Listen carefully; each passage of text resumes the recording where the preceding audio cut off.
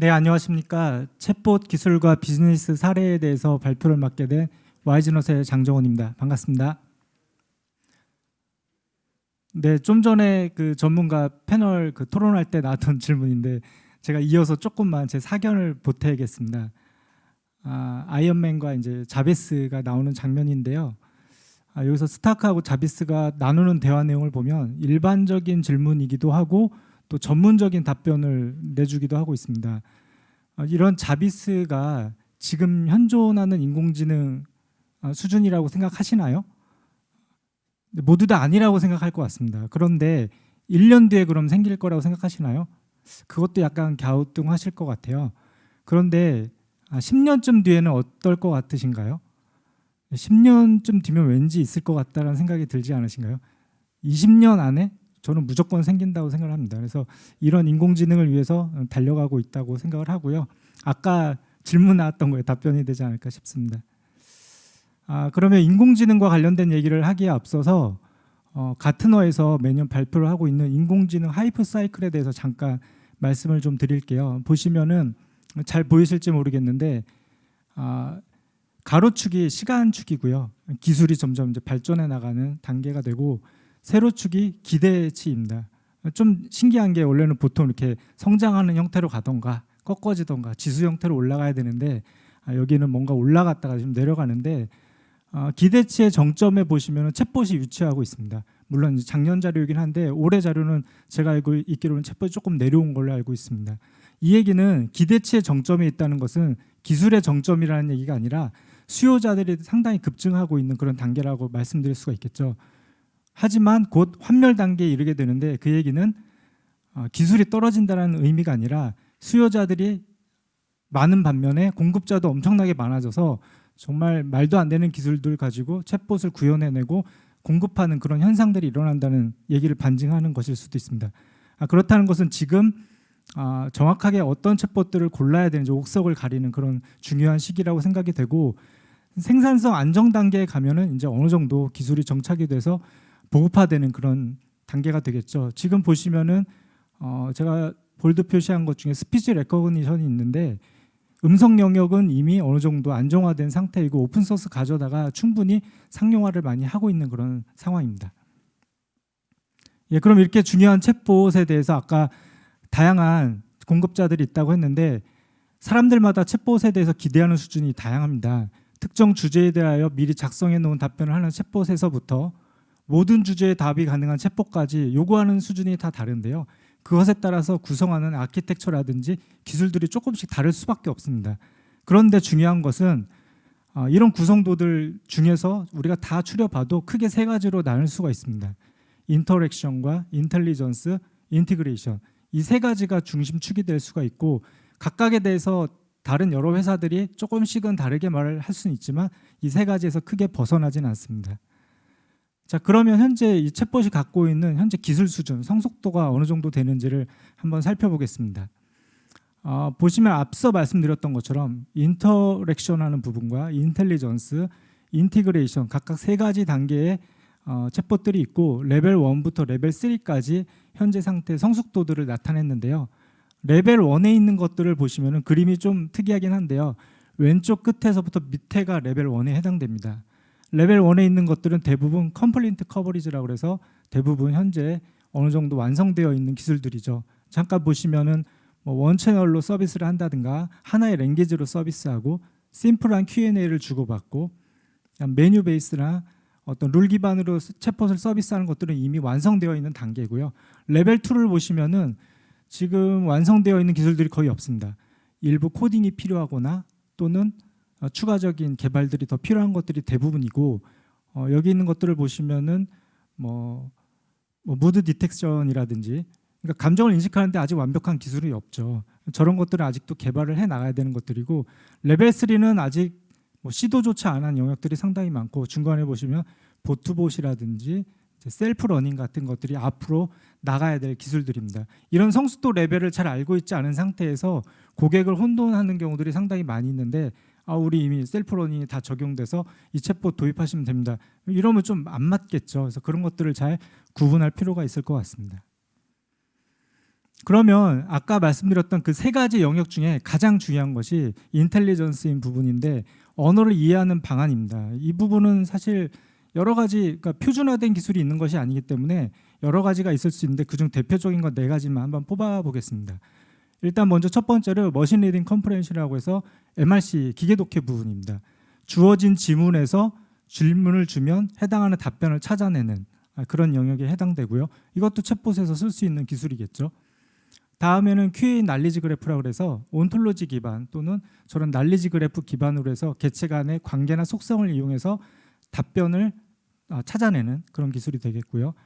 다음에는 이제 심심이에서 쓴 키워드나 패턴 매칭 기반의 저는 룰 기반의 챗봇이 있을 수 있는데 2000년대 초반부터 나왔던 그런 심심이라는 챗봇에서 일반적인 상식이나 아니면 말도 안 되는 대화를 하더라도 돌아가는 그런 챗봇이 있을 수 있겠죠. 다음에 이제 상용화로 최근에 많이 도입되고 실제 특정 고객사에서 콜센터나 이런 데 적용되어 있는 인텐트를 찾아주는 용도로 챗봇이 쓰이고 있는데 인텐트를 한다면은 앞서도 뭐 잠깐 소개가 나오긴 했지만 고객사의 특정 매뉴얼이라든지 어떤 전문적인 지식들을 100개 또는 많게는 2000개, 3000개의 인텐트로 구분을 하고 고객들이 질문을 하면 이 질문이 어떤 인텐트에 매칭되는지를 찾아서 답변을 주는 형태로 이제 구축을 합니다. 인텐트가 100개에서 2000개로 분류가 된다는 얘기는 클래시피케이션 문제로 지도학습을 풀 수 있는 것이고 이런 영역으로 좀 더 명확하게 답변을 줄 수 있는 용도로 쓰이고 있습니다.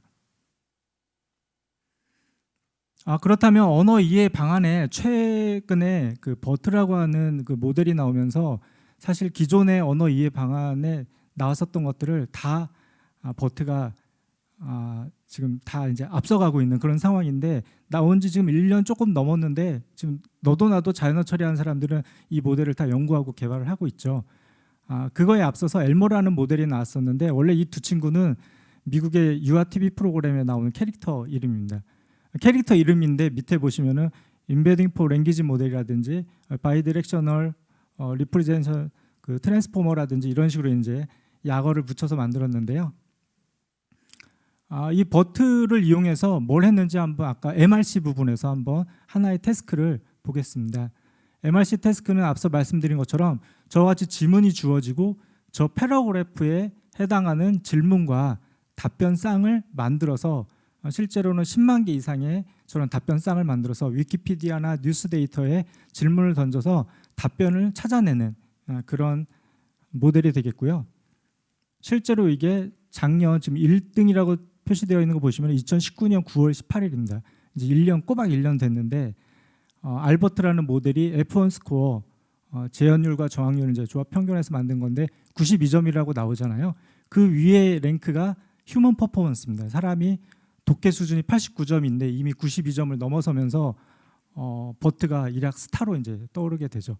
모든 자연어 처리 연구하는 전 세계 사람들이 다 버트를 연구하게 만든 그런 사건이 되었습니다. 네, 그러면 저희가 이제 고객사에 가면 버트 이렇게 됐는데 MRC로 우리 매뉴얼, 우리 전문 지식 챗봇을 만들어줘 이런 요구가 상당히 많았었는데 앞서 말씀드린 것처럼 10만 개의 질문 답변 쌍을 만들었었고요. 위키라든지 뉴스 데이터에 있는 것들을 그런 것들에 대한 질문을 답변 주는 내용이었지 고객사에 있는 실질적인 어떤 전문 지식을 답변 주는 건 아니었거든요. 그렇기 때문에 버트가 할 수 있는 일이 또 달랐고 저희가 챗봇으로 쓰는 일이 다릅니다. 그러면 실제 리얼 월드에서 퍼포먼스를 한번 볼게요. 아이폰의 시리인데요. 아침 6시에 깨워줘 하면 알겠습니다. 오전 6시에 알람을 설정해 놨어요 라고 설정을 해주고 다음과 같이 이런 대화들을 조금 할 수가 있죠. 다음에 AI 스피커인데요. 플러그인 베이비 들려줘 하면 뮤즈의 플러그인 베이비 들려드리겠습니다. 노래가 나오죠. 처음에는 좀 신기했어요. 네, 그런데 저는 이제 챗봇을 개발하고 있는 사람으로서 어떤 질문을 던지면 잘 대답을 못하겠구나 해서 단박에 이런 질문을 해봤는데요. 너 이름이 뭐야 하면 제 이름은 실입니다. 이렇게 나오는데 너 이름 알아? 그러면 제 이름은 실입니다. 또 이렇게 나와요. 뭔가 좀 이상하죠. 아리아 이 노래 부른 사람이 누구야 하면 이 음악의 아티스트는 클린 밴드십니다 하는데 아리아 우리나라 대통령은 누구야? 그러면 이 음악의 아티스트는 클린 밴드십니다 나옵니다. 왜 이럴까요?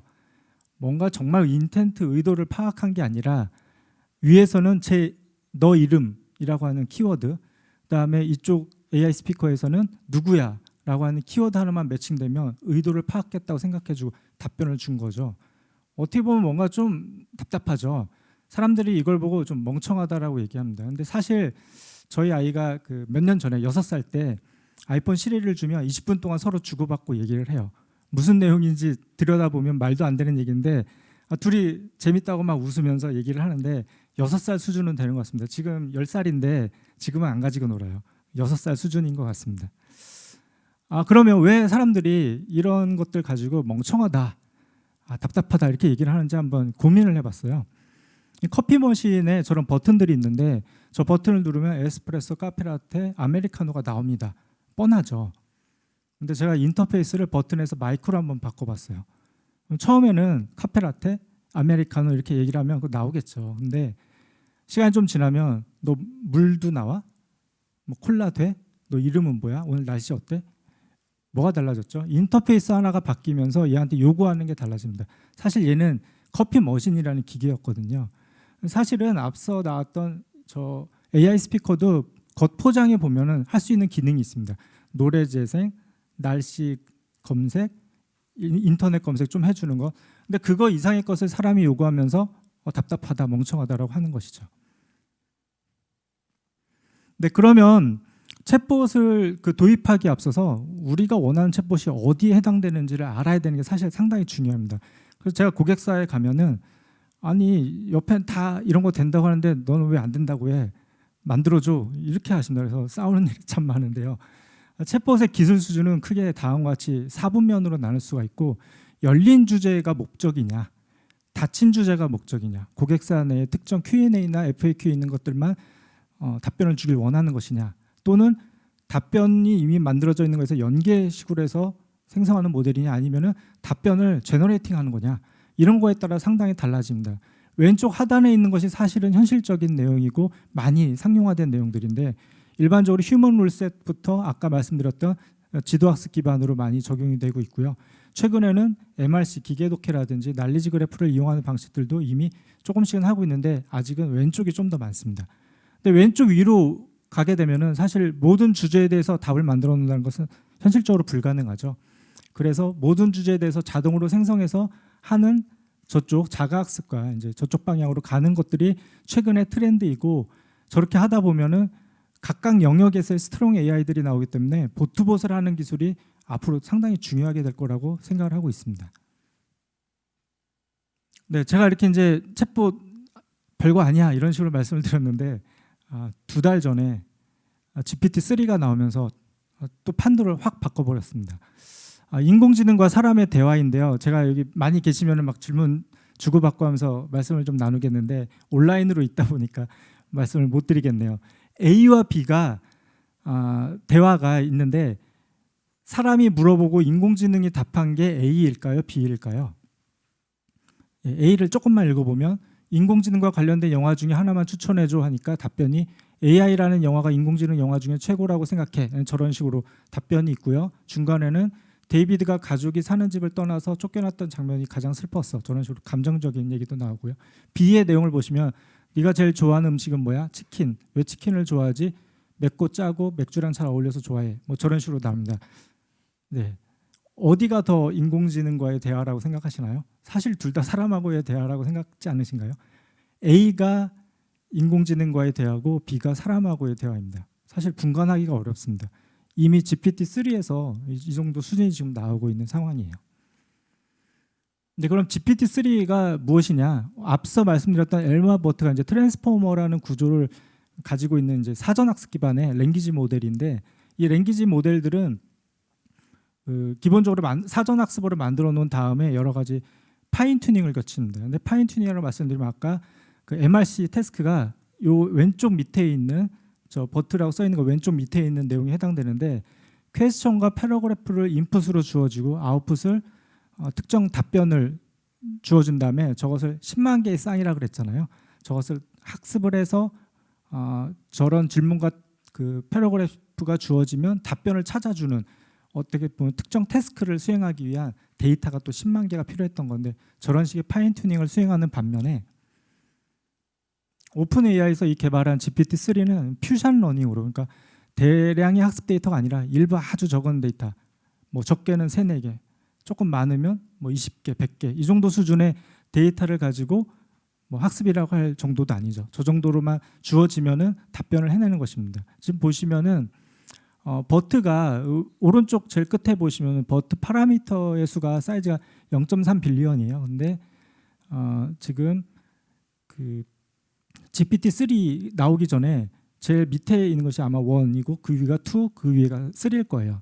그래서 1.3 빌리언 파라미터에서는 거의 퓨전 러닝의 성능이 나오지 않는데 그것보다 훨씬 많은 100배 이상의 파라미터를 가진 175 빌리언에서는 퓨전 러닝이 어느 정도 성과가 나오는 것들이 보이고 있습니다. 그래서 벌써 지금 2달밖에 안 됐는데 GPT-4에 대한 얘기들이 지금 나오고 있죠. 그래서 실제로 GPT-3로 할 수 있는 퓨전 러닝으로 할 수 있는 얘기들이 보시면은 이제 코딩을 제너레이팅하는 것들, 이메일을 생성하고 소설을 쓰고 이런 것들이 지금 가능한 영역으로 보고 있습니다. 네, 그러면 이제 지금부터 챗봇 적용 사례에 대해서 조금 말씀을 드릴 건데 먼저 이 콜센터라고 생각을 한번 해보시면 콜센터에 GPT-3를 적용할 수 있느냐?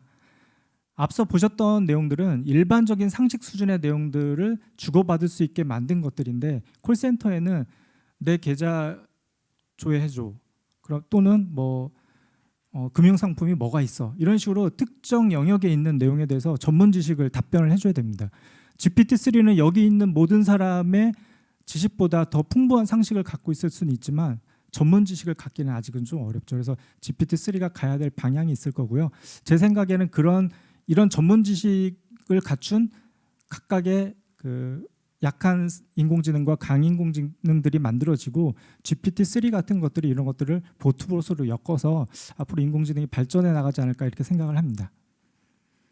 AI 챗봇 지금 여러 상용화된 사례들이 많습니다. 뭐 저희도 꽤 많이 있고 지금 보시면 이제 지방세 상담봇이라든지 서울시청 민원 상담봇에 이미 챗봇들이 어느 정도 도입이 되었고 싱가포르, 영미권, 그다음에 핀란드에 각각의 챗봇들이 상용화돼서 움직이고 있습니다. 그럼 이런 AI 챗봇이 과연 유용한가? 가장 와닿는 부분은 24시간 대응이 가능하다는 거죠. 우리가 콜센터에 전화를 하려면 9 to 6 외에는 하기 어렵잖아요.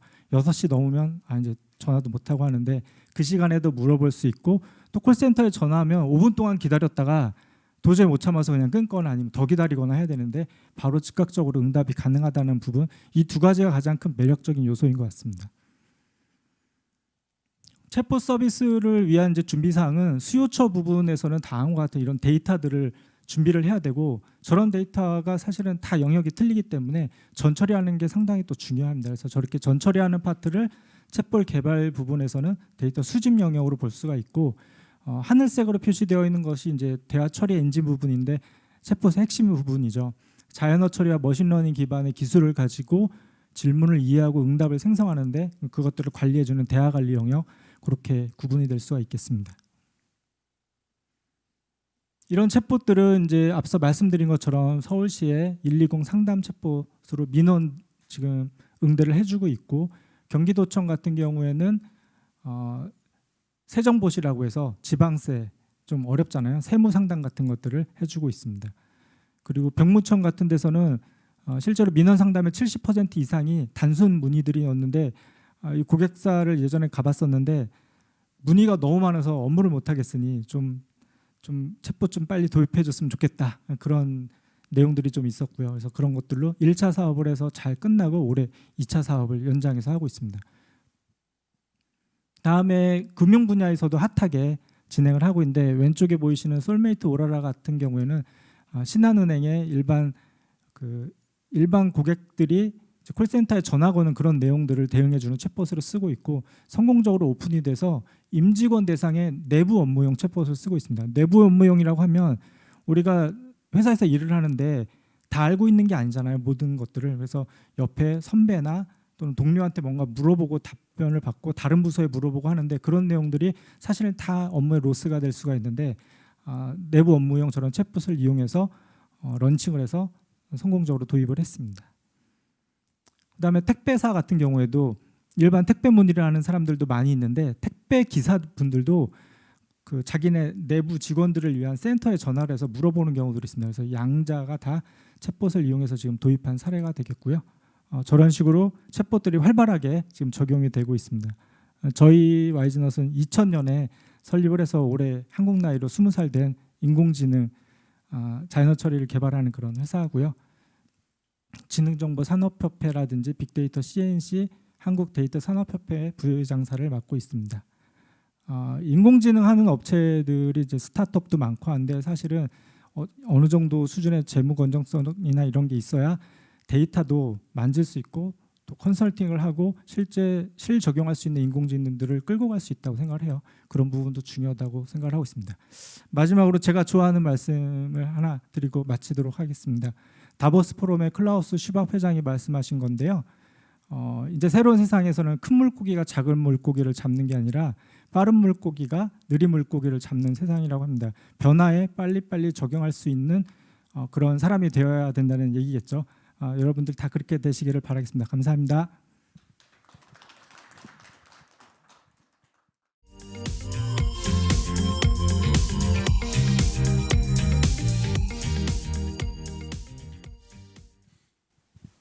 예, 안녕하십니까. 저는 라운피플의 연구소장을 맡고 있는 윤기욱이라고 합니다. 반갑습니다. 금일 제가 말씀드리고자 하는 부분은 산업 쪽에서 사용하고 있는 AI의 요구사항과 그리고 현황에 대해서 말씀드리도록 하겠습니다.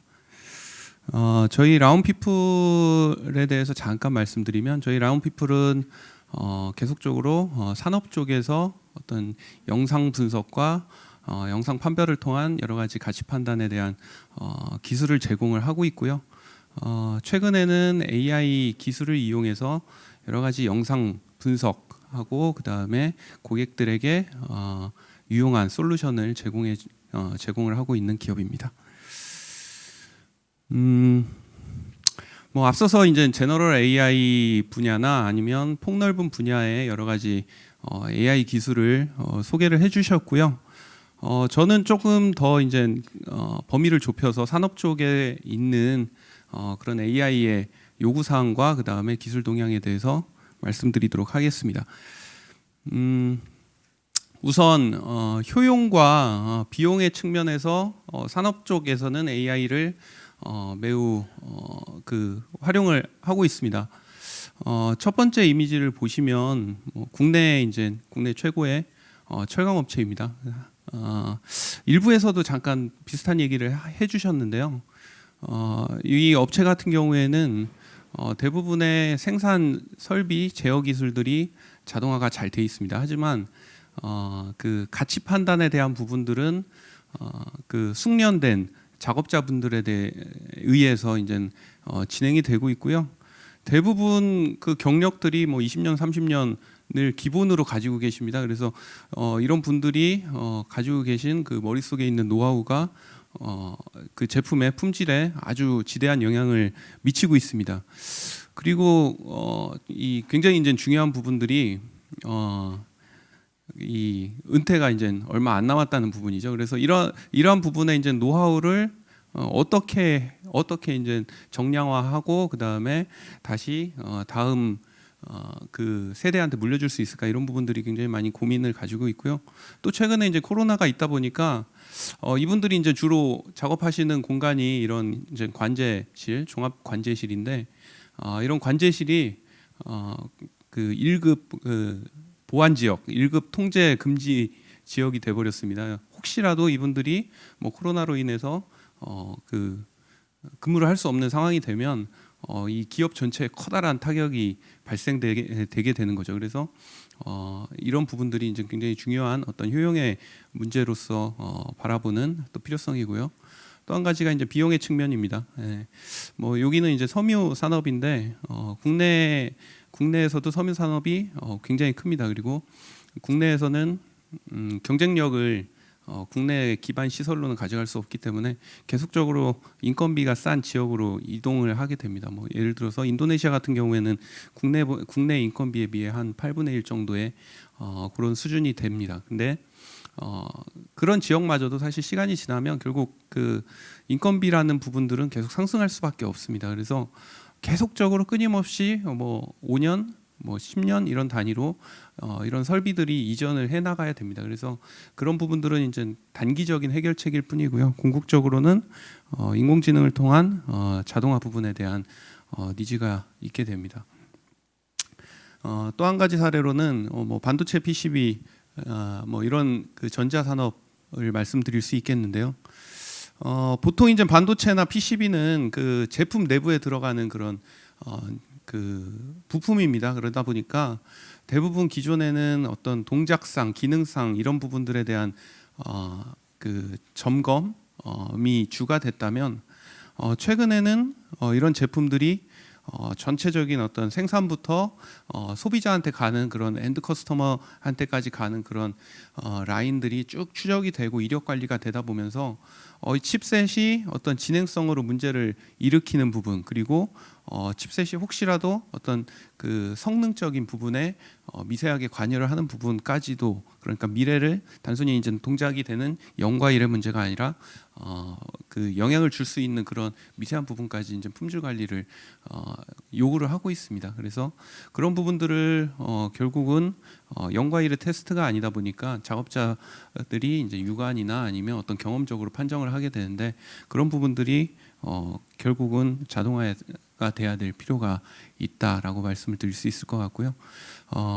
뭐 요 오른쪽 사례는 이제 뭐 자동차 같은 경우에도 왜 이 자동차 같은 경우에는 보통 이런 고객분들이 어떤 외형이나 그런 외관에 대한 품질에 상당히 민감하십니다. 그래서 사실 많은 분쟁에 또 소지가 있는 부분이고 실제로도 많이 분쟁이 발생합니다. 그래서 뭐 특히 국내 고객 같은 경우에는 뭐 이런 자동차 같은 경우에는 어떤 인도를 대행해주는 서비스까지 이제 전문적으로 생겨날 정도로 품질 관리에 대한 그런 니즈가 매우 큰 분야라고 말씀드릴 수 있겠습니다.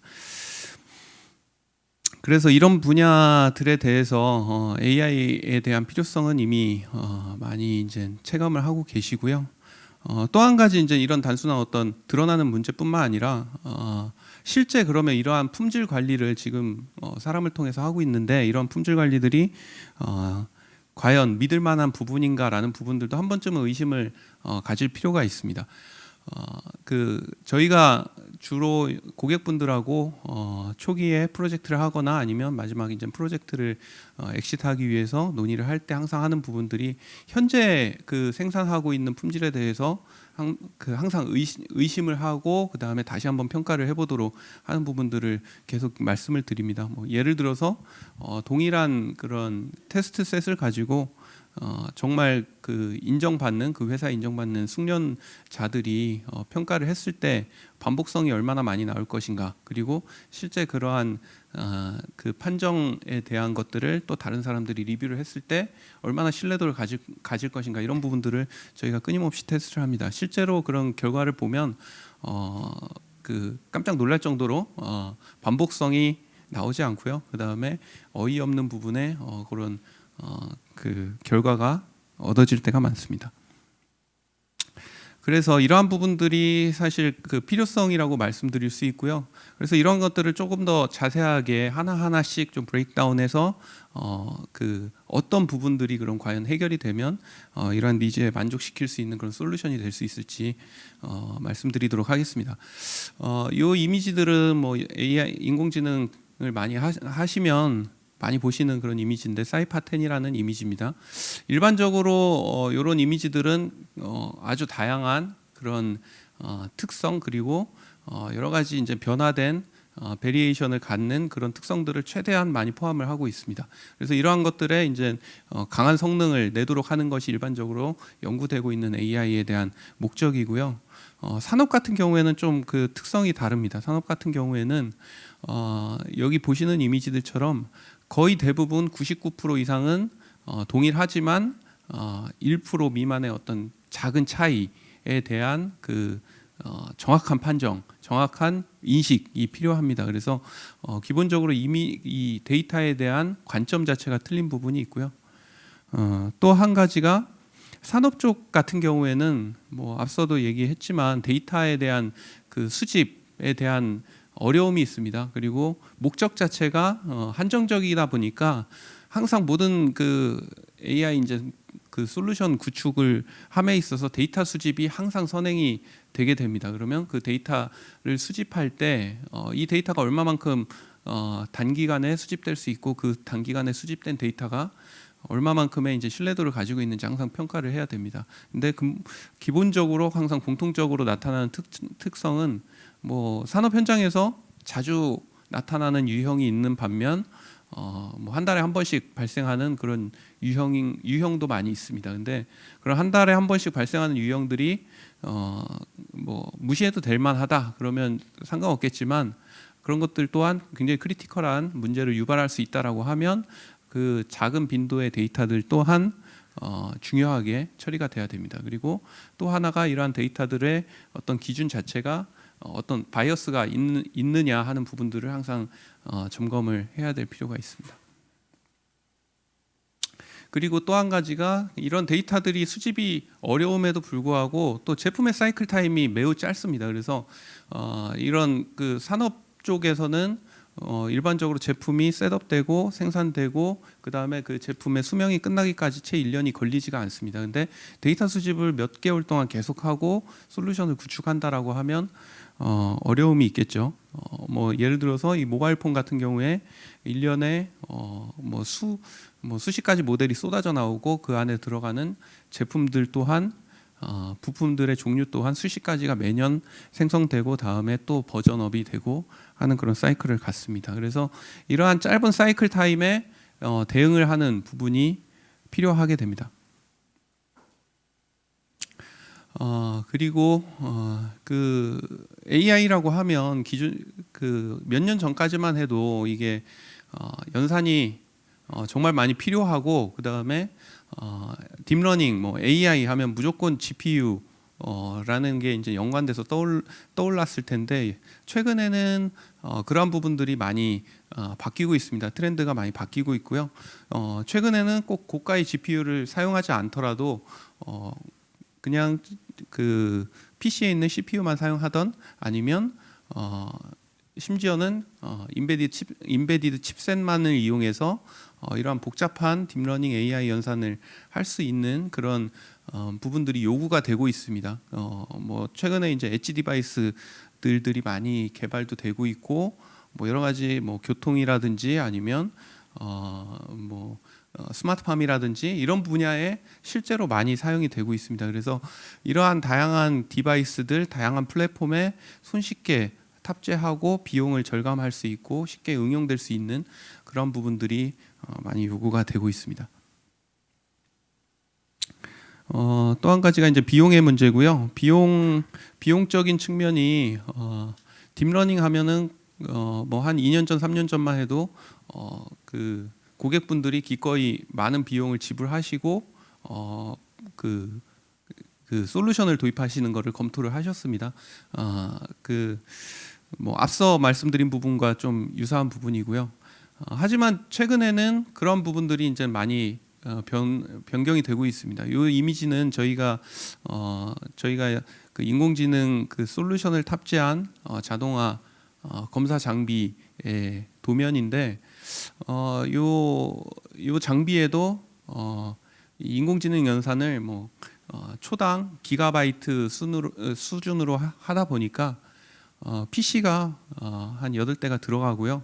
뭐 GPU만 해도 고성능 GPU만 해도 뭐 10개 이상이 들어갑니다. 그리고 그보다 이제 더 복잡한 그런 이런 시스템 같은 경우에는 PC가 뭐 10대 이상 또 들어가는 그런 경우가 많이 있습니다. 그러면 이러한 시스템을 구축하는데 재료비 중에서 PC가 기존에는 이런 시스템 구축하는데 뭐 PC가 한두 대 들어가서 거의 무시할 만했다라고 하면 현재는 이런 시스템 들어가는데 PC의 그 원가 비율이 뭐 20% 30%까지 이렇게 치솟는 그런 경우가 이제 발생을 하고 있습니다. 그래서 이런 부분들이 다 이제 실제 산업에 적용이 되기에는 상당히 이제 코스트의 부담으로 나타나게 되고요.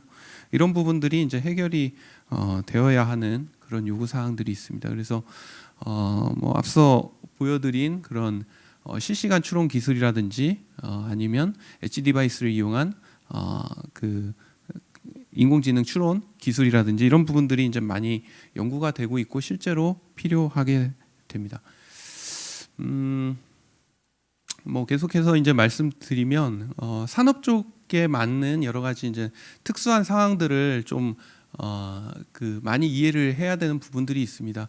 이런 부분들은 이제 고려가 돼야 되는 이유가 뭐냐면 앞서도 말씀드렸지만 뭐 한 달에 한 번 발생하는 그런 문제들, 그리고 또 고객들에게 이제 제공했을 때 어떤 품질에 대한 이슈가 발생할 경우 막대한 피해가 발생할 수 있는 그런 문제들이 있습니다. 그래서 보통 이제 말씀을 하시면 뭐 99.9x% 뭐 이런 숫자들부터 막 얘기를 하시는 분들이 많이 있습니다. 그러면 그런 숫자들을 달성하기 위해서 어떤 방식으로 접근하고 그 숫자를 어떻게 효율적으로 빨리 달성할 것인가 하는 부분들이 있는데요.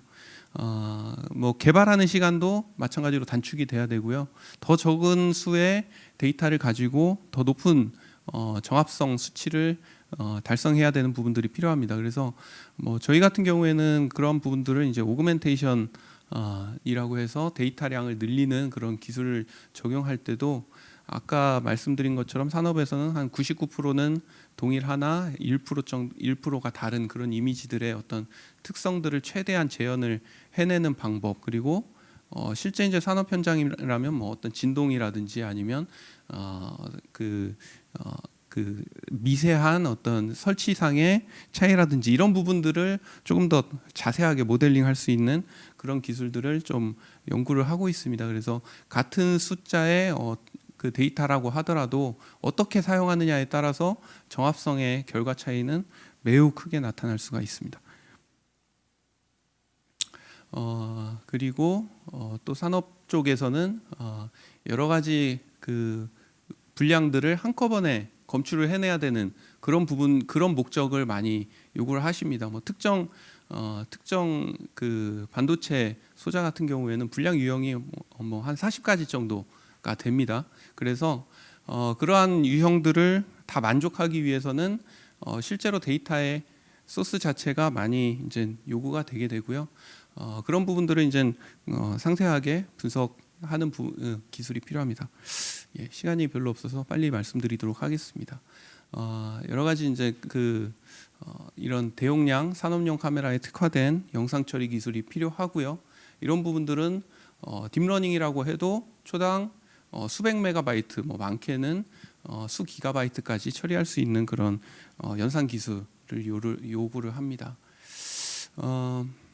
예, 이 부분은 이제 아까 말씀드린 그 드물게 발생하는 그런 분량들을 빠르게 생산에 적용하기 위한 그런 부분들입니다. 그래서 보통 이제 딥러닝 하면은 뭐 앙상블, 뭐 그다음에 지도학습, 비지도학습, 뭐 여러 가지 이제 말씀을 하시는데 저희 같은 경우에는 이러한 부분들을 달성하기 위해서 비지도학습 같은 기술들을 적극 활용을 하고요. 비지도학습의 정확도를 또 보완하기 위해서 지도학습과 그 조합해서 사용하는 여러 가지 스킬들을 사용을 하고 있습니다. 그리고 또 고객들이 이제 AI라고 해서 블랙박스라고 느끼지 않게 하기 위한 여러 가지 기술들을 주고 있고요. 또 앞서서도 이제 어떤 그 믿음이라는 얘기를 많이 하셨어요. 두려움을 없애는, AI에 대한 두려움을 없애는 것을 성공을 해야만 이제 AI를 성공적으로 적용할 수 있다라고 하셨는데 산업 또한 마찬가지입니다. 그래서 이 AI가 판정을 했는데 정말 정확하게 판정을 한 게 맞다라는 부분들을 설명하기 위한 끊임없는 기술들을 적용을 하고 있습니다.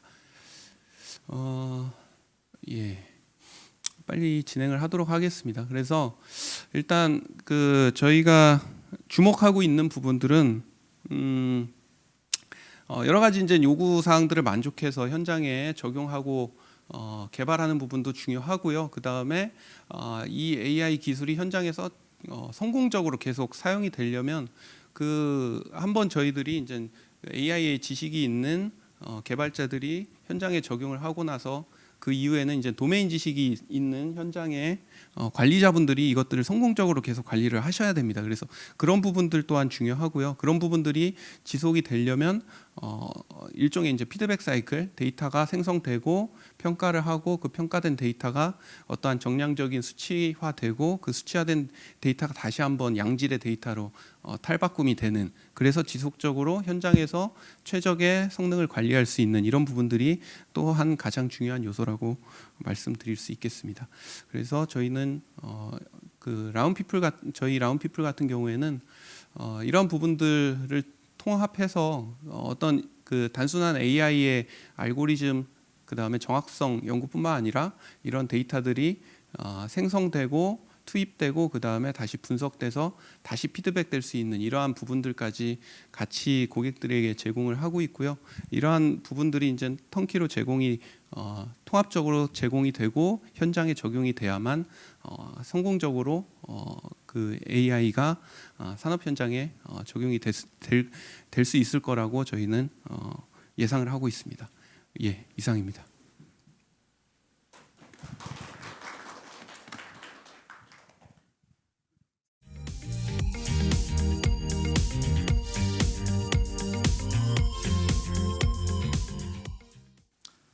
네, 안녕하세요. 마지막 강연을 맡은 오토노머스 A2G 대표 한지형입니다. 저는 오늘 강연에서 이제 자율주행을 위해서 이제 넘어야 할 과제가 어떤 것들이 있는지 한번 조금 실무적인 단계에서 좀 설명을 드리도록 하겠습니다. 강의 앞서서 저를 잠깐 소개를 드리면 저는 현대자동차에서 약 12년 정도 이제 자율주행차를 개발을 하는 실무자 출신이고요. 현재는 이제 경일대학교 교수로 있으면서 오토노머스 A2G라는 이제 자율주행차 토탈 솔루션을 개발하는 업체의 대표로 있습니다.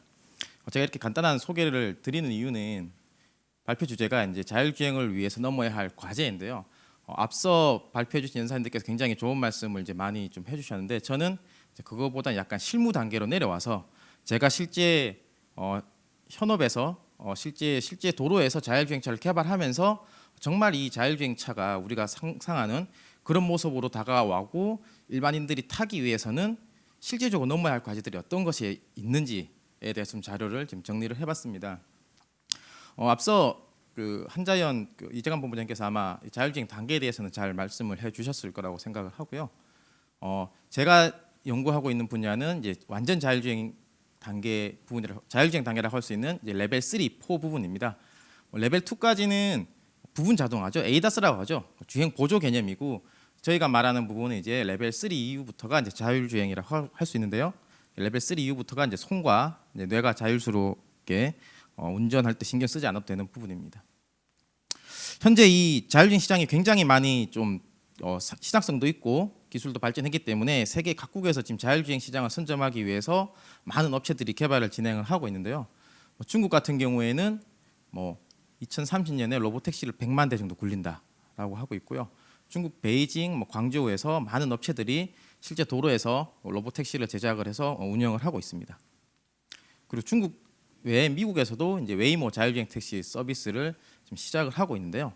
앞서 말씀드린 이 두 가지 차량은 실제 상품화가 돼서 무인 로보택시로 활용을 하기 위해서는 이제 레벨 4 수준의 완전 자율주행 수준으로 돼야 되는 부분이죠. 하지만 지금 현재 사실 이 자율주행차가 나온다라고 한 게 불과 2015년 전만 해도 2015년에만 해도 2020년 경에는 이제 자율주행차가 나올 거다라고 이제 언론에 굉장히 많이 나왔었는데요. 막상 2020년이 되어 보니 아직 10년은 더 해야 될 것 같다라는 말이 다시 나오고 있는 상황이죠. 왜 그렇게 되는지를 제가 좀 설명을 드리겠습니다. 현재 사실 그 테슬라라고 하는 차는 많이 이슈가 되고 있는데 이제 레벨 3는 아니고 레벨 2의 고도화죠. 레벨 3는 안 되는 ADAS 기능이긴 한데 많은 이제 사고 관련 뉴스가 나오고 있죠. 그리고 2년 전에 이제 우버에서 레벨 4 단계의 완전 자율주행차를 테스트하다가 실제 이제 사망 사고가 발생을 하기도 했었습니다. 이렇게 완전 자율주행차가 되기 위해서 차에 굉장히 많은 이제 센서들을 장착을 해야 되는데요.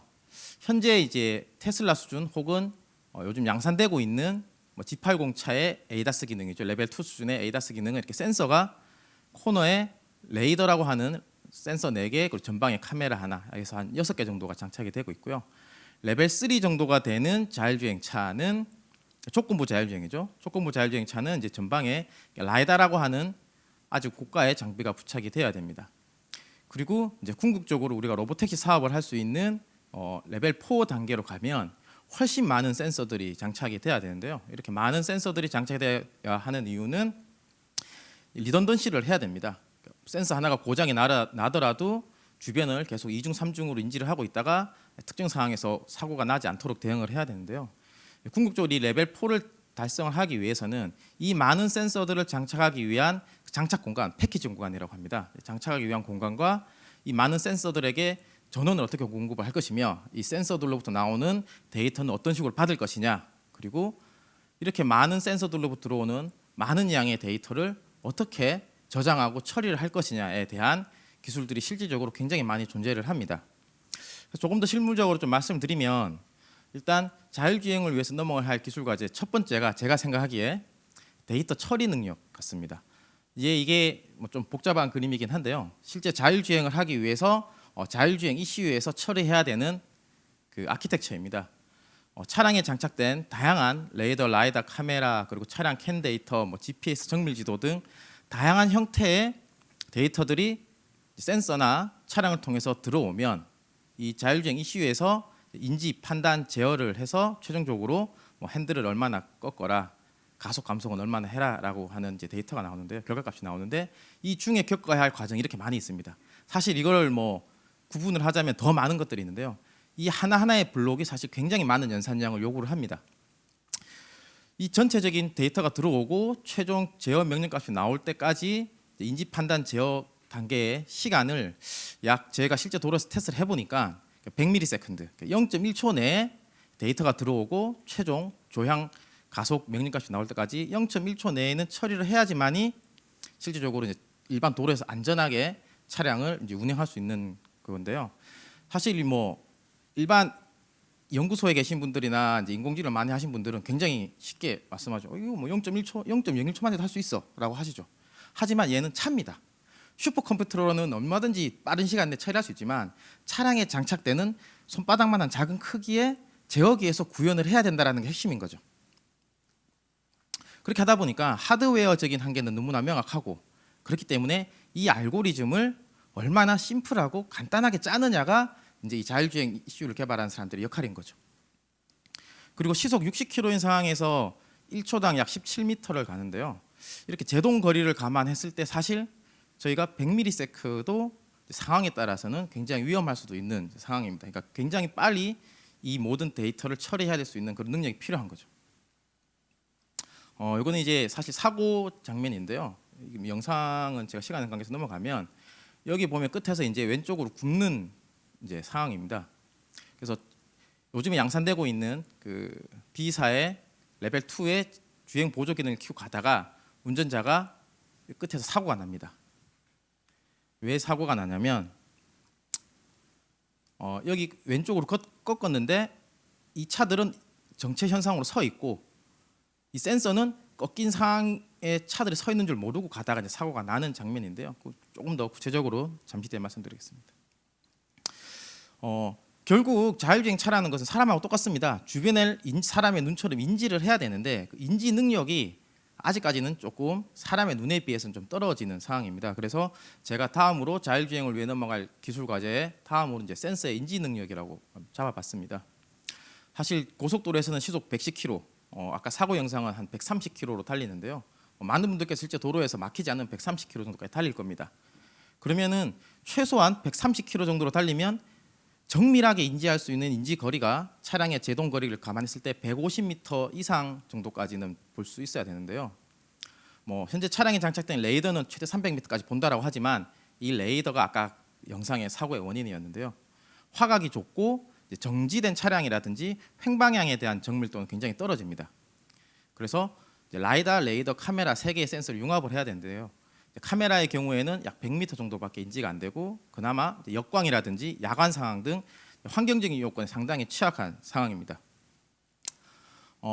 그리고 라이다의 경우에는 현재 시중에 나와 있는 단품의 경우에는 이제 스펙상 200m 정도를 200m 내외를 인지한다고 되어 있지만은 실제로 저희가 써보면 한 50% 정도 감면돼서 한 100m 정도밖에 인지가 안 되는 상황인 거죠. 그래서 이러한 인지 기능을 VTX 기술이라든지 뭐 통신을 통해서 이제 그 개선을 하려고 하고 있고요. 대신 또 통신을 통해서 하려면은 이제 통신 딜레이라든지 통신 사각 지역, 방해 전파 등의 문제를 또 고려를 해야 될 부분이 또 추가적으로 있습니다. 아까 사고에 대한 사실 내용인데요. 아까 사진에 잠깐 보셨듯이 이 차는 직진으로 가고 있었고 여기 꺾인 부분에서 정체가 시작돼서 이 차가 서 있었던 거죠. 이 차는 레이더를 통해서 이제 전방을 인지를 하고 있었는데요. 이 레이더가 장거리 레이더는 화각이 좁습니다. 한 20-30도 정도밖에 안 되는데요. 이 레이더에는 이 차들이 인지가 되지 않았던 거죠. 그러다가 다 와서 꺾여서 이 차가 보인 순간에는 이 차는 이미 서 있었었고 레이더의 특성상 정지된 차량은 인지를 잘하지 못합니다. 그래서 인지를 못했고 계속 속도를 내서 갔던 거죠. 뒤늦게 카메라가 보고 삐비빅 소리를 내서 감지를 하지만 이미 제동 거리는 넘어선 상태여서 사고가 나고 있는데요. 제가 자율주행을 위해서 넘어야 할 기술 과제 세 번째로 생각한 게 이런 다양한 도로 및 교통 환경에 대한 대응입니다. 실제 사실 제가 이걸 선택한 이유는 도로에서 실제 테스트를 해보니 이런 수많은 케이스들이 발생을 하고 있다는 거고요. 제가 테스트를 하면서 제 차도 일반적으로 이제 수동 운전해서 갈 때가 있는데 아마 지금 청강을 하고 계신 많은 분들께서도 이런 상황을 많이 겪어보셨을 겁니다. 갑자기 꺾인 지점에 차가 서 있는데 놀라서 브레이크를 잡는다든지 그다음 이런 상황입니다. 언덕길에서 나는 오르막길 열심히 고속으로 가고 있는데 내리막길이 시작되는 부분 조금 앞에서부터 정차가 돼 있었던 거죠. 실제로 이런 길에서 사고가 굉장히 많이 나는데요. 이런 상황에서 이제 어떻게 대응할 것이냐라는 거죠. 센서의 인지 영역은 명확합니다. 절대 볼 수 없죠. 사람도 사고 나는데 이 차가 사고 났을 때 어떨 거죠. 자, 여기서 다시 자율주행 레벨로 돌아가면 레벨 2까지는 사고가 나도 운전자 잘못입니다. 그래서 이런 상황에서 내가 ADAS 기능을 켜고 가다가 사고가 나도 운전자 책임이기 때문에 큰 문제가 발생 안 되죠. 그렇지만은 저는 이 차를 예를 들어서 자율주행이라고 해서 옵션가로 몇 천만 원을 주고 샀는데 가다가 사고가 났다. 물론 내가 운전을 하고 있어서도 피하지 못할 사고였죠. 하지만 사고가 난 순간 나는 이제 책임 소재를 차량 제조사에 떠넘길 수 있는 거죠. 내가 2천만 원이나 주고 샀는데 이 차가 왜 이것도 인지 못하고 사고가 났느냐라고 넘어갈 수 있는 거죠. 그러니까 이러한 만에 하나 발생할 수 있을지 모르는 사고 요소들 때문에 실제 양산으로까지 이어지기가 굉장히 어려운 부분이고 저희가 넘어야 할 굉장히 어려운 기술 과제인 거죠. 실제 이런 이론적인 거로 봤을 때는 이걸 해결할 수 있는 문제는 굉장히 많습니다. V2I라든지 V2V 기술을 이용하면은 해결을 할 수 있는데요. 그렇지만 실제로 그러면 모든 도로에 이 V2I를 다 깔 것이냐, 그리고 모든 차에 동시에 V2V 시스템을 깔 것이냐는 또 더 큰 문제가 될 수도 있는 거거든요. 자, 또 다음 환경입니다. 이건 제가 요즘에 도심 자율주행 테스트를 많이 하고 있는데요. 그때 제가 실제로 겪는 딜레마입니다. 제 차의 인지거리는 한 100에서 150m 정도밖에 안 됩니다. 이렇게 제가 맨 3차로로 주행을 하고 있다가 차들이 정차가 되기 시작하죠.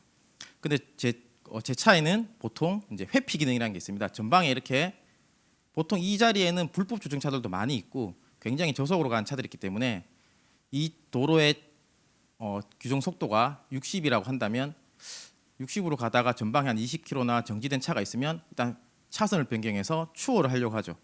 근데 이 자율주행차는 여기 앞에 상황은 모르는 거죠. 아직 이 차가 가리고 있기 때문에. 그래서 가다가 추월을 했는데 한 1km 정도로 계속 달리다 봤더니 알고 봤더니 여기 끝에 IC가 있어서 저는 오른쪽으로 가야 되는데 이 차들이 전부 다 오른쪽으로 빠지기 위해서 쭉 붙어서 서 있었던 거죠.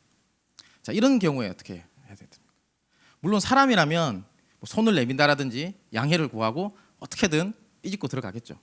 근데 자율주행차가 그렇게 이 빽빽하게 서 있는 차들 사이로 삐집고 들어갈 정도로의 기술을 개발하기까지가 얼마나 어려운 건지 그 고민을 이제 해봐야 된다는 거죠. 다음으로 이제 기술 과제라기보다는 그 시스템 안정성에 대한 확보의 이야기입니다. 이제 부품별 안정성을 확보를 해야 되는데요. 이게 지금 일반적으로 레벨 4 수준의 차량에 장착되는 이 센서들의 구성입니다. 레벨 4 수준의 자율주행차를 양산하려면 이렇게 차에 굉장히 많은 시스템들을 장착을 해야 되는데요. 이 시스템들이 전부 다 이제 자율주행 ECU 쪽에 복잡하게 이렇게 얽혀 있습니다. 근데 지금 현재 양산되고 있는 차에는 물론 더 많은 부품들이 있겠죠. 이 모든 부품들이 전부 다 정해진 자동차 규격이 다 정해져 있습니다. 부품 하나하나가 규격이 정해져 있고요. 그거에 대해서 그것을 기준으로 이제 개발이 되고 있고 설계, 제작, 검증이 된 제품들이 장착이 되고 있는 거죠. 하지만 현재 자율주행차 개발 단계는 그런 부품 하나하나에 대한 기준이 아직 없습니다. 그래서 많은 스타트업들이 지금 뭐 센서를 위주로 그리고 이런 ECU를 위주로 개발하고 있는데요. 사실 이런 센서 제어기 외에도 얘들을 연결시켜주는 와이어, 커넥터 등에 대한 시스템 안정성들이 사실 동시에 진행이 돼야 되는 겁니다. 이 부분이 지금 빠지고 있는 부분이 있어서 사실 최종적으로 부품들이 다 개발된다고 하더라도 이런 와이어라든지 커넥터에 대한 개발이 뒤따라와야지만이 최종적으로 양산이 될 수 있을 거라고 생각을 합니다. 그리고 레벨 4에서 가장 중요한 리던던시입니다. 레벨 4 차량이 된다는 것 조건은 차가 주행을 하다가 고장이 났다라든지 센서가 하나 문제가 생겼다라든지 어떤 차에 이상 징후가 발생했을 때도 차가 알아서 안전하게 빠져나오는 게 이제 레벨 4라고 할 수 있고요. 차에 이상이 생겼을 때 운전자한테 경고를 줘서 수동 운전으로 전환되는 게 레벨 3입니다. 그럼 이제 레벨 4가 되려면은 비상 상황일 때 차가 제어를 할 수 있는 능력을 갖춰야 되는데 그러기 위해서는 이 조향, 가감속, 전원, 통신에 대한 리던던시 즉 백업 시스템이 있어야 된다는 거죠. 쉽게 말해서 일반 차도 사람이 운전하다가 핸들 잠김 현상이 가끔씩 발생을 합니다. 고속도로에서 그럴 경우에 사람이 힘을 강하게 주면 이제 제어가 되기 때문에 빠져나오는데 자율주행으로 내가 자율주행 모드를 켜고 고속도로 가다가 핸들 잠김 현상이 발생했다. 즉 핸들을 제어하는 모터가 고장이 났다. 그러면 바로 이제 인명사고로 이어질 수가 있는 거죠. 그걸 방지하기 위해서 백업 모터가 사실 하나 더 들어가야 된다는 거죠. 그러니까 조향 외에도 가속, 감속, 브레이크 쪽도 마찬가지고요. 전원도 마찬가지입니다. 일반 차들도 겨울에 배터리 부족으로 인해서 이제 시동이 꺼지는 경우도 발생하는데요. 뭐 이런 네 가지에 대한 부분 중 하나라도 문제가 발생한다면 고속 주행인 상황에서 문제가 발생한다면 바로 사망 사고까지 이어질 수 있는 굉장히 큰 사고가 되겠죠. 그래서 이런 네 가지 조건에 대한 리던던시가 확보가 되어야지만이 궁극적으로 완벽한 레벨 4가 될 수 있을 거라고 생각을 합니다. 그리고 제가 요즘에 이제 가장 많이 좀 신경을 쓰고 있는 부분인데요. 바로 법, 제도, 보험입니다. 사실 뭐 한켠에서는 4차 산업혁명 기술을 개발하기 위해서는 법과 제도를 자꾸 없애야 된다, 뭐 기준을 풀어야 된다라고 하는데요. 일부 그쪽 당연히 이제 맞는 말도 있고 저는 이제 반대쪽에서 생각해봤을 때 걸림돌이 아닌 이제 보호막과 기준이 되어질 수 있는 법과 제도가 만들어져야 된다는 생각입니다. 실제 제가 차를 개발하려고 하다 보면은 이걸 어떻게 개발해야 되지, 어떤 기준으로 해야 되지에 대한 의문이 굉장히 많이 드는 거죠. 그래서 앞서 말씀드린 건 부품에 대해서 자율주행차 차체적인 결함이나 아니면 양산을 하기 위한 기준이라든지 인지 판단 제어를 하기 위해서 필요한 뭐 시간대라든지 어떤 기준이 정해지면 그 기준에 맞춰서 쉽게 개발을 하면 되는데 그런 기준이 없기 때문에 지금 어떻게 개발해야 될지에 대해서 굉장히 시행착오를 많이 겪고 있는 상황인 거죠. 즉 바다 한가운데 망망대해에 저 혼자 떠 있는데 등대 같은 게 있어야 된다는 거죠. 그리고 보험제도입니다. 레벨 3 이상에서는 이 사고가 날 경우 제조사 쪽으로 책임 소재가 넘어올 수 있기 때문에 이 보험 보상의 제도가 이제 필수적인데요. 설사 이제 자율주행차는 전혀 잘못이 없고 일반 수동운전차가 어떻게 뭐 갑자기 끼어들든지 앞에서 급정거를 했다든지 어떤 상황에서 이제 사고가 났더라도 보통 요즘에 10대 1은 잘 안 나오더라고요. 다만 10%의 잘못이라도 있는데 이런 경우에 대해서는 어떻게 할 거냐라는 거죠. 운전자 입장에서 나는 비싼 돈을 주고 샀는데 내가 이걸 물어줄 필요는 없다. 그리고 그럼 제조사 입장에서는 이런 간단한 사고도 전부 다 그러면 제조사가 다 보상을 해줘야 되느냐. 그리고 이게 보험 제도가 잘못 수립이 되면 이제 보험 사기 같은 걸로도 쉽게 이어질 수가 있는 부분인 거죠. 참고로 이건 제가 실질적으로 겪은 사항인데요. 차량에서 가장 민감한 센서가 이제 라이다라고 하는 겁니다. 이 라이다의 인지 범위가 인지 오차가 한 5cm 가까운 부분에서 5cm 정도가 되는데요. 5cm라고 하면은 사실 차가 살짝 스치고 지나가는 스크래치가 날 수 있는 사고가 굉장히 많이 날 수 있죠. 이런 건 사실 차가 인지를 하지 못하는데 이렇게 해서 옆차를 긁고 지나갔을 때 이건 뺑소리 처리가 돼야 되는 건지 아니면 모르고 갔으니까 운전자 잘못 없으니까 뭐 넘어가야 되는 건지 이런 상황도 굉장히 따져보면 이런 디테일한 실무적인 이슈 사항들이 많이 있다라는 거죠. 그리고 이제 운전 면허 제도입니다.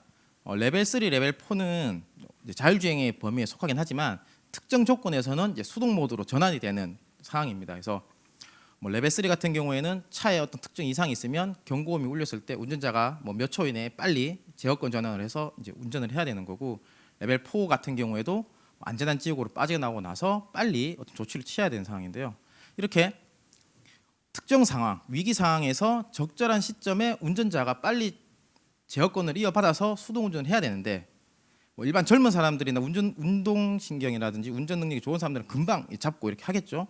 그렇지만은 그렇게 대응이 빠르지 못하신 분들, 어떤 경고음이 났는데 이 경고음이 어떤 경고음인지 잘 모르신다라든지 그런 경우에는 사실 대형 사고가 발생할 수 있거든요. 그래서 이런 자율주행차에 대한 기본적인 차량 관리법이라든지, 그리고 테이크오버 방법, 그리고 고장 시 대응 방안에 대한 구체적인 또 교육과 사실 운전자 검증이 필요해야, 운전자 검증이 있어야지만이 이 차를 운전할 수 있는 자격이 되지 않을까, 저는 그렇게 생각해서 이 운전면허와 제도 쪽도 좀 더 많은 기준이 마련이 돼야 된다고 생각을 합니다. 그럼 이렇게 앞서 뭐 많은 부분들이 말씀드렸는데요. 궁극적으로 이 자율주행차가 이제 양산을 하려면 앞서 말씀드린 부분 사실 이론적인 부분들이고요. 실제로 이게 나오려면, 일반 사람들이 돈 주고 쉽게 살 수 있으려면 사실 자율주행을 위한 생태계가 마련이 돼야 됩니다. 그리고 마켓이 생겨야 된다는 거죠. 근데 이 마켓이 혼자 될 수 있는 게 아니고, 이제 저희 회사 같이 인지 판단 제어를 하는 이제 자율주행 회사가 있고, 이것을 하기 위한 뭐 통신이라든지 보안, 그리고 인지 쪽, 그리고 각종 도로 환경 인프라들, 법, 제도, 그리고 정부 기관부터 자동차 부품 업체, 이렇게 모든 부분들이 동시에 이제 발전이 돼야 되는 거죠. 이 중에 하나라도 없으면 사실 이 자율주행차는 양산할 수 없는 단계인 거죠. 이 모든 부분들이 동시에 개발이 돼야 되고, 이 전체를 위한 생태계가 잘 꾸려져야지만이 실제 우리가 생각하는 그 자율주행 시장은 올 거라는 거죠. 실제 뭐 저희 회사를 포함해서 국내에 많은 스타트업들이 생기고 있습니다. 많은 이제 뭐 센서라든지 차량이라든지 뭐 차체까지 많은 그 분야에서 이제 개발을 진행하고 있는데요. 이거 외적으로도 지금 정부에서도 굉장히 많은 지원을 하면서 뭐 국가 제도를 만들기 위해서 지금 노력을 하고 있습니다. 그래서 이제는 제가 생각해봤을 때 뭐 기본적인 알고리즘 개발, 원리 개발, 원천 기술 개발도 중요한데, 그동안 많은 분들께서 그 부분에 대한 기술 개발 어느 정도 이루어져 있다고 보고요. 이제는 정말 상용화를 위한 실무적인 단계에서 조금 더 기술 개발이 진행을 돼야 되지 않을까라고 생각을 합니다. 그래서 저는 이렇게 생각을 합니다. 우리가 금방 자율주행차가 눈앞에 다가올 것 같아, 이렇게 생각을 하죠. 언론에서 워낙 자율주행차에 대한 동영상 같은 게 많이 나오니까. 하지만 그거는 말 그대로 데모카일 뿐이고요. 제가 봤을 때 한 5년 정도까지는 이런 정부에서 요즘 운영하고 있는 스마트 시티나 실증 사업을 통해서 기초 기술을 확보를 하고, 그 이후에는 또 한 1, 20년 정도는 저속 상황에서, 그리고 상당히 제한적인 조건에서만 움직일 수 있는 자율주행차 단계를 거치고, 그리고 그 이후에 최종적으로 사람이 타서 고속으로 운행할 수 있는 이런 완전 자율주행 시대가 오지 않을까라고 생각하고요.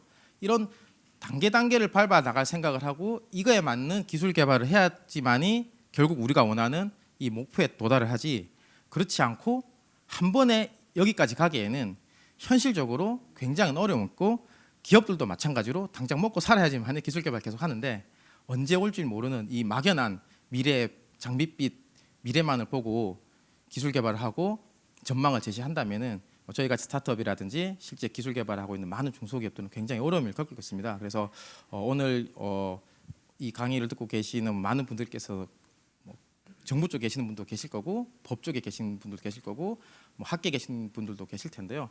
이 기업의 실제 현 상황을 좀 잘 고려를 해서 이런 장기적인 전략을 한번 같이 수립을 해 주셨으면 하는 뜻에서 이 강의를 마치도록 하겠습니다. 네, 감사합니다.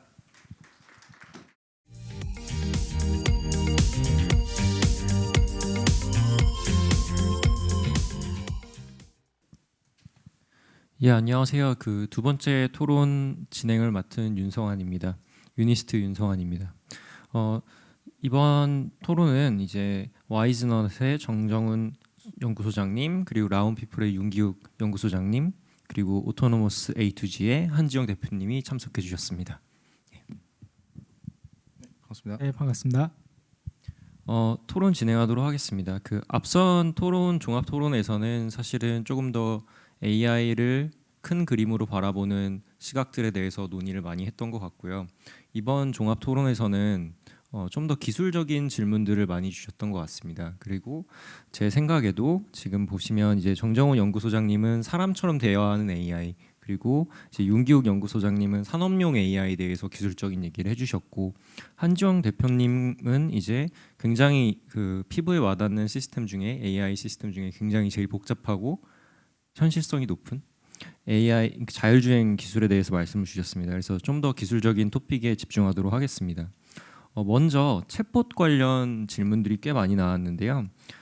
일단은 그 궁금하신 점들이 언어에 따른 챗봇 기술의 난이도 차이가 있는지, 그리고 이게 사람과 소통을 하게 되면서 교육적 목적을 또 기여를 할 수 있을지, 그리고 마지막으로 좀 어려운 문제일 수도 있는데 인공지능과 사람과의 대화가 아니고 기계와 기계와의 대화는 사람과 사람과의 대화와 좀 다를지, 이런 거에 대해서 질문을 주셨습니다. 네, 뭐 재미있는 질문들인데요. 그 데이터가 일단은 그 많이 쌓여야 이런 것들이 좀 가능해진다고 할 수가 있는데, 그런 면에서 언어적인 특성을 좀 탈 수는 있습니다. 그리고 또 한국어의 경우에는 보통 한국어가 상당히 복잡하죠. 그리고 분해하기도 상당히 난해합니다. 영어 같은 경우에는 그냥 단어를 그 스페이스 단위로, 어절 단위로 분리를 하게 되면 쉽게 분석을 할 수가 있는데, 한국어는 우리 뭐 중학교 문법을 많이 국어 문법 배우셨을 텐데 조사라든지 이런 것들을 분리해야 되는 이슈들이 있잖아요. 그런 난이도가 사실은 좀 더 있습니다. 그래서 언어적인 특성을 타는 것이 맞고, 그리고 대부분의 데이터가 영어로 많이 되어 있기 때문에 영어권에서 먼저 기술이 앞서서 나오고 있는 것은 어떤 분류 기술이나 이런 것들이 좋아서가 아니라 데이터가 좀 더 많고 양질의 데이터가 쌓이기 때문에라고 생각이 됩니다. 앞으로는 이런 것들이 많이 극복이 될 거라고 생각하고, 지금 그 과기정통부에서 주관하고 있는 뉴딜 사업 같은 경우 데이터 구축 사업들이 진행이 되고 있는데, 이런 걸 통해서 충분히 데이터를 극복할 수 있지 않을까 생각이 되고요. 교육적인 목적을 통해서 당연히 사용할 수가 있습니다. 아까 제가 잠깐 그 내부 업무용으로 쓰인다라는 말씀을 드렸는데, 내부 업무용으로 쓰인다는 것은 다 교육의 목적과 관련이 있습니다. 특정 그 대기업에서는 자체 사내 교육을 뭐 전면 없애고, 그리고 또 어디 뭐 며칠씩 가서 교육하는 그런 프로그램들을 없애고 챗봇을 통해서 교육을 하겠다, 이런 내용들도 있거든요. 그래서 이런 목적으로 쓰이고 있습니다.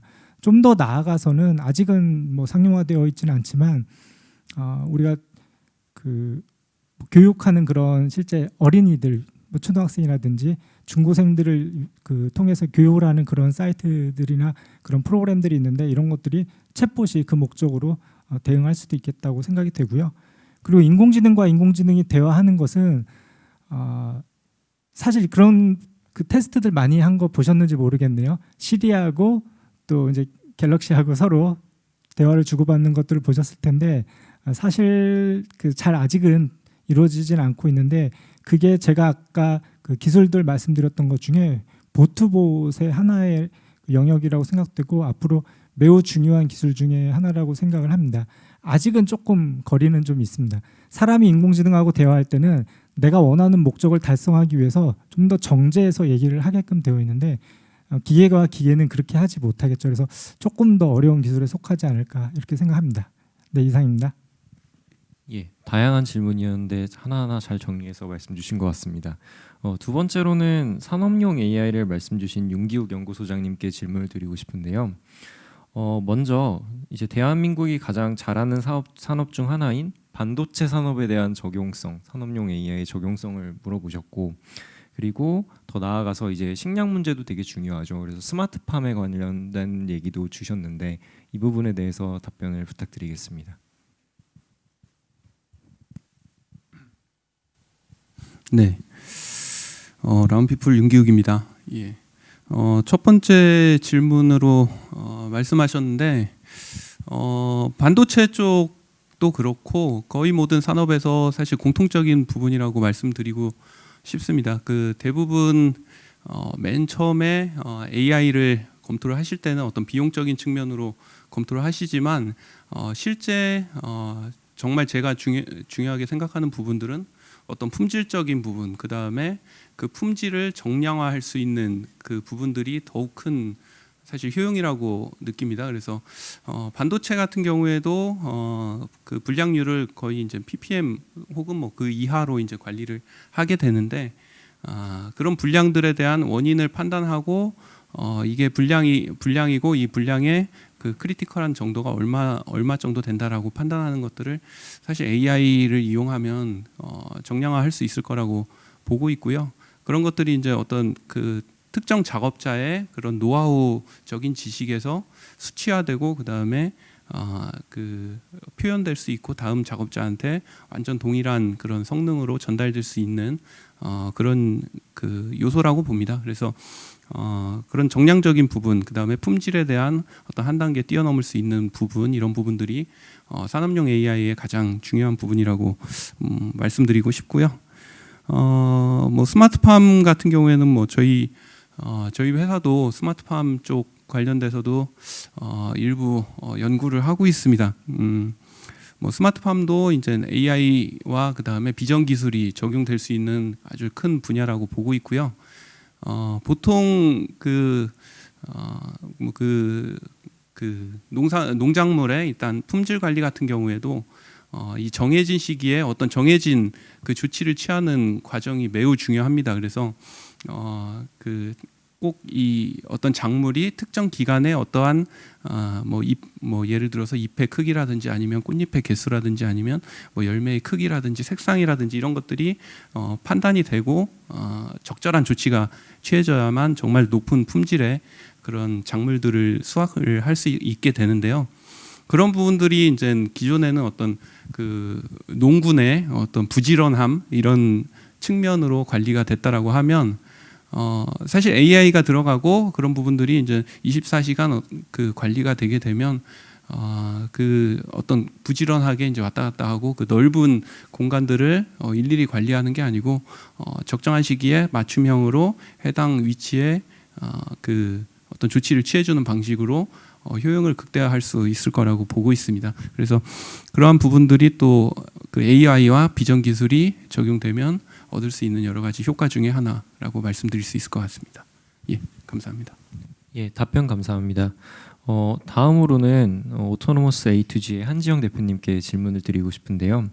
많이 나왔던 질문이 이제 자율주행할 때 돌발 변수가 굉장히 많고 예상치 못한 상황들이 굉장히 많을 때 그 상황을 잘 대처하려면 어떤 기술이 필요할까라는 부분이 있고, 두 번째로는 이제 라이다 같은 굉장히 고가 센서에 지금 의존하는 경향이 좀 있는데 그 센서들이 없이 자율주행을 안전하게 하려면 어떤 기술적 발전이 필요할지에 대해서 질문 주셨습니다. 네, 그 돌발 상황 대응을 하기 위해서는 사실 인지 기능이 제일 우선 확보가 돼야 됩니다. 내가 그 돌발 상황을 얼마나 빨리 알 수 있느냐가 이제 중요한 건데요. 돌발 상황을 인지하기 위해서는 마찬가지로 이제 앞서 말씀드렸듯이 센서가 개발이 돼야 됩니다. 주변을 정확하게 볼 수 있는 이제 센서 개발이 돼야 되고, 그 돌발 상황을 인지를 했을 때 빠른 판단과 제어를 할 수 있는 이제 판단 제어 알고리즘이 빨리 돌아갈 수 있는 그 제어기의 속도라든지 아니면 알고리즘의 심플함이 필요할 거고요. 근데 이게 명확합니다. 사람도 마찬가지로 갑자기 튀어나오는 뭐 보행자라든지 차를 대응 못해서 사고가 날 수도 있는데요. 이런 센서의 한계는 명확하기 때문에 추가적으로 이제 V2X라든지 V2I, 뭐 V2V 같은 이런 통신을 통한 주변 인지가 보완이 되어야지만이 궁극적으로는 이 돌발 상황도 잘 대응을 할 수 있을 거고요. 이 센서 문제, 이 센서들이 이제 아까 두 번째 질문, 이제 없이도 자율주행할 수 있겠느냐라는 질문은 사실 이 자동차 업계에서 굉장히 이제 이슈입니다. 왜냐하면 센서들이 굉장히 고가의 장비이기 때문에 사실 자율주행차 양산을 저해하는 가장 큰 요소가 이 원가 부분일 건데요. 센서가 얼마나 싸져야 될 건데, 지금 자동차 업계에서는 이 센서 기술을 확보하는데 좀 중점을 맞추고 있고, 통신사에서는 역으로 센서 없이 통신을 통해서 주변을 인지를 해서 통합 관제 시스템이죠. 통합 관제에서 도로 위에 모든 차들을 다 인지를 한 후에 그 차들의 이동 방향이라든지 주행 상황을 예측을 한 후에 각각의 차들에게 주행 명령값을 내려주는 통합 관제식으로 하기 위한 검토를 좀 진행 중에 있는데요. 궁극적으로는 사실 센서 없이는 힘들 것 같고 이 두 개가 상호 보완적으로 해야지만이 이제 완벽한 자율주행이 되지 않을까라고 생각을 합니다. 네. 예, 감사합니다. 그리고 이제 마무리 질문을 좀 드리려고 하는데요. 이제 모든 시청자분들과 참석자분들이 이제 AI가 혁명적인 가능성을 가지고 있다는 점은 다 동의를 하시는 것 같고, 하지만 반면 이 기술을 잘 신뢰할 수 있을까? 심리적인 신뢰도 있고 기술적인 신뢰도 어느 정도 걱정을 하시는 것 같습니다. 그리고 지금 현 상황이 굉장히 급박하게 돌아가는 상황이기 때문에 이 부분에 대한 불확실성도 높으신 것 같고요. 그래서 이 부분에 대해서 좀 AI의 미래와 사람과 AI 사이의 관계 그리고 신뢰도에 관련해서 짧게만 세 분께 답변을 요청드릴 수 있을까요?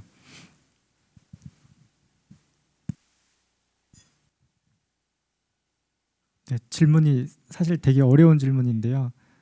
짧게 답변을 드리자면 사람과 사람 사이의 신뢰를 갖기도 쉽지가 않다고 보입니다. AI와 오히려 신뢰를 갖는 문제는 AI는 정해져 있기 때문에 그 AI를 다루는 사람의 윤리적인 문제가 더 중요한 문제라고 생각이 되고, 그게 어떤 법적인 제도적인 정비가 이루어진다면 사람과의 신뢰보다 더 확실하지 않을까 그렇게 생각합니다. 이상입니다. 네, 자동차 쪽에서 말씀드리면 지금 자동차 역사가 한 250에서 300년 정도가 되는데요. 태초에 차가 나왔을 때 시속 10km 내외로 다닐 때를 생각해 보면 시속 100km 이상 달리는 차를 사람들이 과연 믿고 탈 수 있었을까라고 생각을 해보면 될 것 같습니다. 궁극적으로 시간이 이제 필요하다라는 거고요. 그만큼 차의 속도가 시속 10km에서 한 번에 뭐 100km 이상까지 가지 않았을 거고 단계가 있을 텐데, 아까 제가 자료 말미에 말씀드렸다시피 단계를 밟아가야 될 거라고 생각을 합니다. 어떤 제한적인 구역, 특정한 상황에서 저속에서의 먼저 자율주행에 대한 안정성을 보여주고 사람들이 이 기술에 대해서 신뢰를 해야지만이 그 다음에 고속으로 갈 수 있는 부분이 되는 거라고 생각을 하고요. 그러니까 기술적인 발전도 중요하지만 이런 사람이 심리적으로 안정성을 받아들이는 것 또한 굉장히 중요하다고 생각을 합니다. 네. 예. 뭐 저도 그 발표 중간에 한번 말씀드렸는데 사실 이걸 믿고 사용하려면 이 AI에 대한 어떤 판정에 대한 그 신뢰, 그 다음에 믿음 이런 것들이 사실 굉장히 중요합니다. 그리고 뭐 여러 가지 이제 그런 것들을 이제 만족시키기 위해서 저희도 노력을 하고 있고요. 단순히 이제 결과만 보이는 게 아니고 그 판정의 중간 과정이라든지 그 다음에 이 근거, 수치 이런 것들을 이제 제공해드리기 위해서 많은 노력을 하고 있습니다. 그리고 또 한 가지가 그 사람이 갖고 있는 어떤 경험적인 판단의 기준과 그 다음에 AI가 어떤 논리적인 그 AI에 의한 논리적인 판단의 기준과 이제 비교하는 과정을 계속 하고 있고요. 또 저희는 이제 계속적으로 노력을 하는 게 AI의 어떤 판정된 그 장기간의 데이터를 이제 리포트화해서 어떤 또 반대로 이제 그 작업자에게 판정 기준화해서 제공해 드리는 그런 부분들도 또 그 작업을 하고 있습니다. 그래서 여러 가지 이제 소통하기 위한 그런 노력을 많이 하고 있습니다. 예. 예, 감사합니다. 패널분들께서 어려운 질문이었는데 굉장히 좋은 답변들을 주신 것 같아서 좋습니다. 네, 감사합니다. 패널 질문 논의는 여기까지 하도록 하겠습니다.